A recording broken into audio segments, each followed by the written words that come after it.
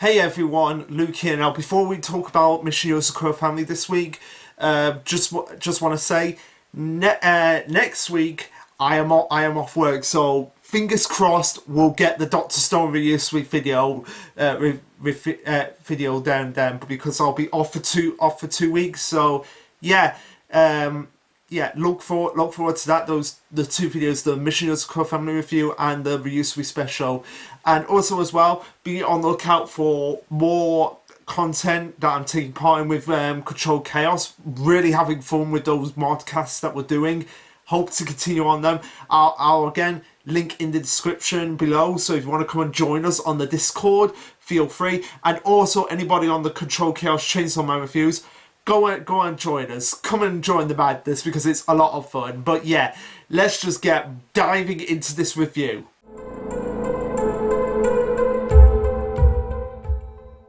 Alright, so this will be chapter 129, titled Gold Rank Spy Shura. Now, obviously, continuing on from Alex's chapter, when he got an old chapter dedicated to himself to find out what his character was like and what his personality was like, what his relationship to Shinzo was like. I kind of expected this to be happening with all the Gold Rank Spies, so I think we're going to be continuing on this trend where they all get each a chapter dedicated to themselves, possibly ending off with Kai and finding out what more of his relationship is with Korichiro, and maybe finding out if he does have a blooming, if my theory is correct with the fact that the head of the family is the one that can give the blood directly to the person that they trust or care about most, and gets the best power and the best blooming, but and maybe actually gets that boost to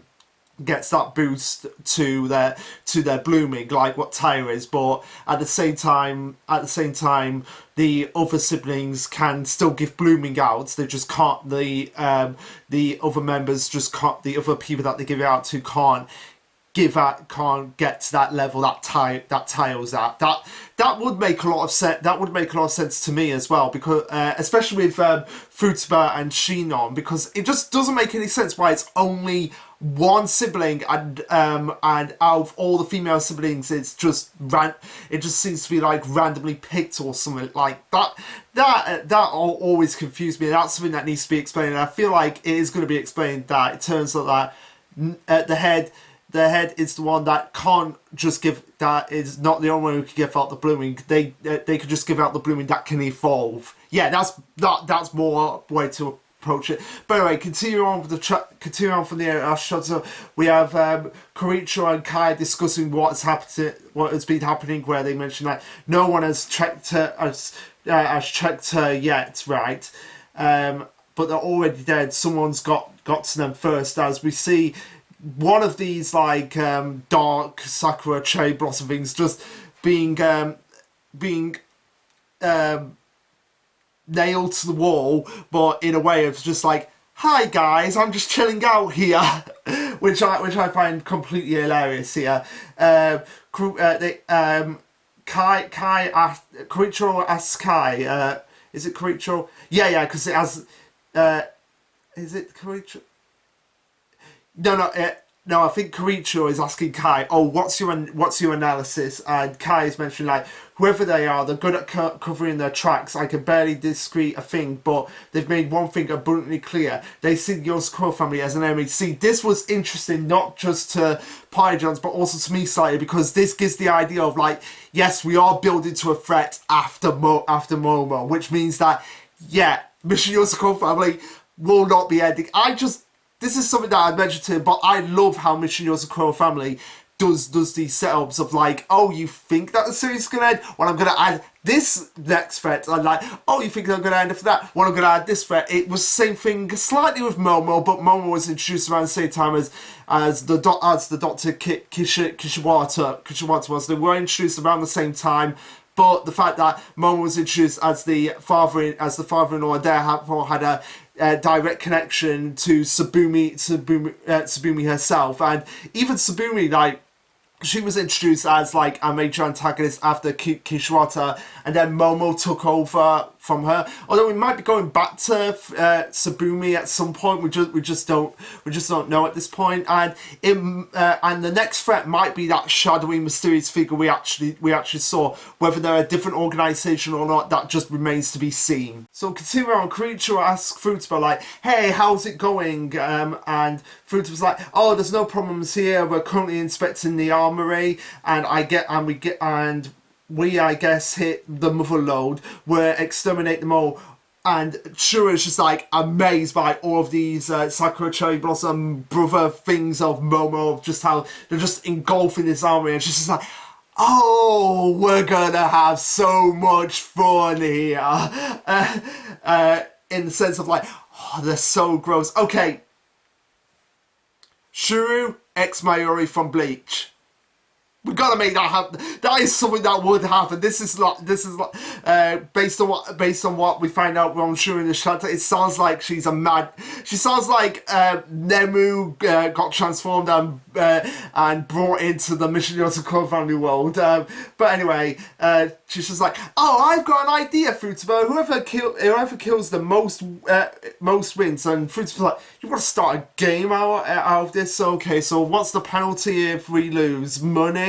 And Shura just gets a little bit too creepy here, possibly on the same level as Alex, especially around Futaba. Yeah, we're gonna find out exactly why in this chapter, but yeah, it is seriously freaking me out of just how intensely turned on she is getting at this moment in time. If you know what I mean. She continues on to say, "Whoever wins gets the other person a big snuggly bear hug." And Futaba is just there like, "You're just saying that because you want one. If there's no benefits to me winning, then I'm not playing." She just starts attacking the Dark Cherry Blossom Samurais before we see an ability from Shuru that I was like, okay, this is interesting. We see this kind of mechanical spider tentacle thing just rip out of her and just like destroy one of the Dark Cherry. So it's like right behind her, and then she's like, just kills her and obliterates her. And she's like, "Come everyone, it's time you became stepping stones for Futaba and me to trample." And Futaba's just like, "Oh, I have to deal with Shura. Like she's like the kid sister. I have to deal with more so than I'm the kid. Because it's funny how Futaba, despite being the eldest sister, she acts more like the kid sister sometimes around the Yozakura family. I don't know if you guys have noticed that about her, but anyway, she says, what has he done stuck to me all the time?" Before we get into Shuru's backstory, which is pretty messed up. Like the author of Mission Yozakura does like to do a little bit of the messed up backstories, as we see her going Shuru explaining what her backstory is, in the sense of like, she was an experiment. She was basically experimented on and turned into a cyborg. Yeah, she's a cyborg in Mission Yozakura family. Now that's not surprising, but still, she's a cyborg, which is pretty cool, except for the fact that, yeah, her parents are basically Mayuri from Bleach. Let that sink in, because they go, "Ah, well done, Shuru. You're the greatest masterpiece the Asuma Group has yet built." And she goes on to say, "The Ashura Group is the war industry's biggest weapon manufacturer. Mama and Papa took all the money and all the best tech they had and crammed it into it." Yeah, basically what Mayuri would do in Bleach. "I have vague memories of lots of pain, fear, and tears when I was little, but those feelings faded until I didn't feel anything at all. Over 60% of my body is a weapon. I don't feel heat, cold, or pain. I don't feel any reluctance over destroying what was in my way either. All along the way, I did realise I didn't need Mama and Papa anymore," and basically she just killed them. Although, yeah, keep that in mind. We say kill them, but given the fact that we had the heads of the Yozakura family come back to life, Yeah, I'm not buying that they're dead. They've probably been turned into cyborgs themselves. But anyway, speaking of which, the Ashura group, that might actually be the next big threat after Yozakura. Like the mysterious shadowy figure we saw in a few chapters ago. That might be the head of the Ashura group, and that would make a lot of sense. Like they're saying the seeds in of like, okay, they're introducing this mysterious group in the same way they introduced Tam. In a similar way, they introduced Tampopo and how that gradually made them become the big threat for the first chunk of Mission Yosakura Family. So I'm expecting the Astral Group to be the next big threat after Momo, and that shadowy figure that we got a few chances ago to be the head honcho of it, which would make a lot of sense, and we might actually get to see some other cast members get some moderations to their bodies. Who knows? Anyway, we continue on with the flashback where we have Futaba and Shura at the Silver Rank exam, for at which Shura says, "Oh yeah, I took it for work reasons." Possibly to get yourself stronger, but we have Futaba saying to her, "Oh, there's no need to kill the other examiners. Don't you think you could just overpower everything in the way?" And this is where she was like, the Yozakura family's eldest daughter, what was her name? Futaba. So, yeah, that was their first interaction with each other, which is kind of interesting how they started off like, I want to attack this person, and I want to kill him too. Like, I want to be your best friend. I want to be your best friend. As we get Shura saying, whatever it is, it doesn't matter, I'll just kill her too. Killing wasn't against the rules. I intend to massacre everyone and get it over with as quick as possible. So she's a Dalek. She's a cyborg or a Cyberman who is with the personality of a Dalek from Doctor Who. Yeah.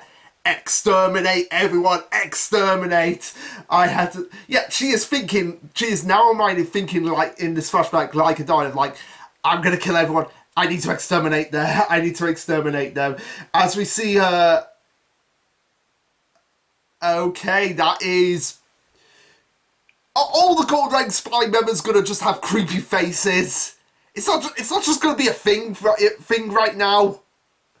But anyway, we see Shura charging into Futaba as Futaba is just charging up her kinetic energy, which it turns out that it ends in a draw, except according to Shura, it actually wasn't a draw, which is quite interesting. The fact of just how strong Futaba was back then.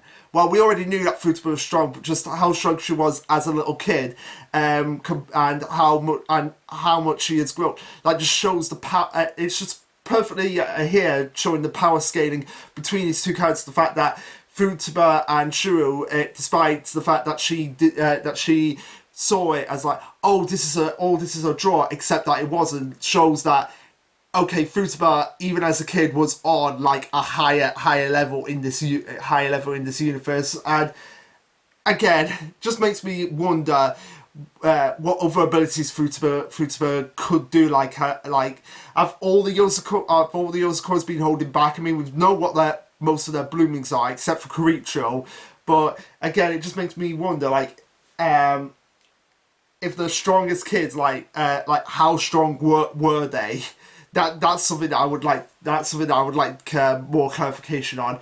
But anyway, she goes on and says, "Futaba's perfectly honed key pierced my body. It penetrated my defenses like no other weapon had before. Deeply, sharply, it rippled through my body. I thought had got long gone numb. Awakened sensations I never thought possible." So basically, Futaba's abilities, she was so strong that it just triggered. Oh my god. I just realised what Shuru is. Shuru is basically a cyborg version of Saitama that Futaba was able to awaken. Like, I can have serious fights.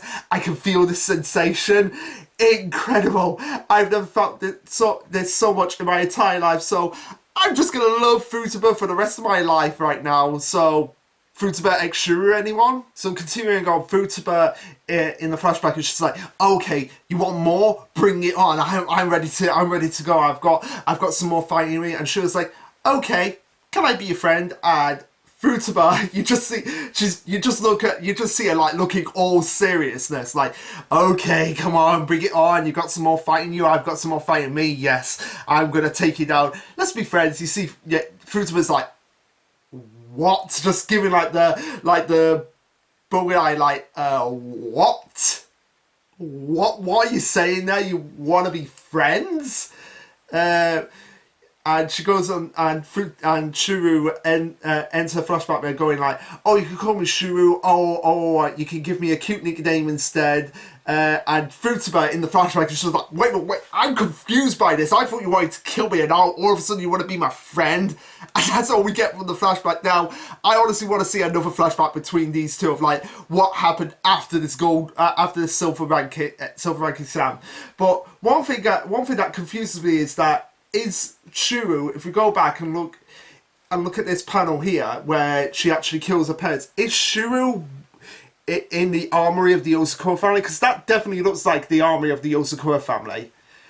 But yeah, that again is something that just remains to be seen. But yeah, Futaba, excuse me, what are you saying here? I am just so confused. Before we cut back to the flat, before we cut back to the flash, we just see Shura just hugging Futaba, and Futaba, wait, I'm not.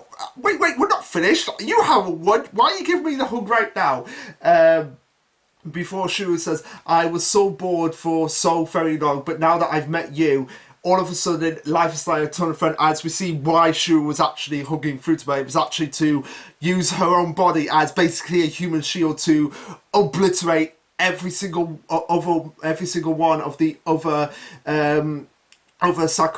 Sakurai cherry blossom brother things in the area. And she's like, oh, I used my body as a human shield, but I was able to detonate him, so therefore I win Futaba, so you have to give me the hug now. And Futaba is just like, hey, you can pick me up and keep me from fighting. Hey, you picked me up and kept me from fighting, so that's not fair. You cheated to get this hug. And Futaba is just like, and she was like, oh, no excuses. And they just go into there like, oh, get me out of here, no nuzzling. And Karichiro and Kai are just there like dumbfounded of just like, yeah, it sounds like they're having fun. They're having fun, if you know what I mean, Karichiro. So it's just every member of the Go Right Spy gonna have like that kind of relationship with a member of the Yozakura family.